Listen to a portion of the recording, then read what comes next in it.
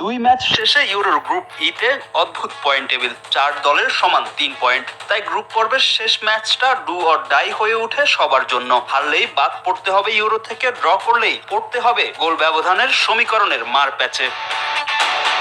সেই মার প্যাচেই কপাল পড়েছে ইউক্রেনের, যেখানে 3 পয়েন্ট নিয়ে ইউরোর নকআউটে স্লোভেনিয়া, সেখানে 4 পয়েন্ট নিয়েও বেস্ট থার্ডে জায়গা করে নিতে পারেনি ইউক্রেন। যদিও স্টুটগার্ট অ্যারেনায় শক্তিশালী বেলজিয়ামকে রুখে দিয়েছে দ্য ব্লু অ্যান্ড ইয়েলো। অবশ্য ম্যাচে গোল মিসের মহড়া দিয়েছে বেলজিয়ানরা। 7 মিনিটে এগিয়ে যেতে পারত দ্য রেড ডেভিলস। ডি ব্রুইনার পাস থেকে বল পান রোমেলু লুকাকু, তবে গোলরক্ষককে একা পেয়েও বল জালে জড়াতে পারেননি এই ফরওয়ার্ড। এরপর বেশ কয়েকবার আক্রমণ করেও গোলের দেখা পায়নি ট্রোসার্ড ডোকুরা, বরং পাল্টে আক্রমণ চালায় ইউক্রেন। তবে বেলজিয়ামের রক্ষণ ভাঙতে পারেনি তারা। গোলশূন্য ড্রয়ে বিরতিতে যায় দুদল।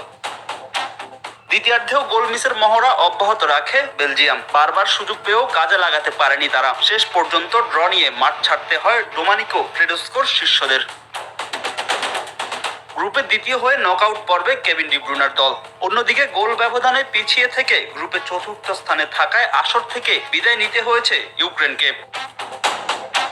অন্য ম্যাচে ফ্রাঙ্কফুর্ট অ্যারেনায় মুখোমুখি গ্রুপের অন্য দুদল স্লোভাকিয়া ও রোমানিয়া। 24 মিনিটে ডুডার গোলে এগিয়ে যায় স্লাভরা, তবে সমতায় ফিরতে বেশি সময় নেয়নি রোমানিয়া।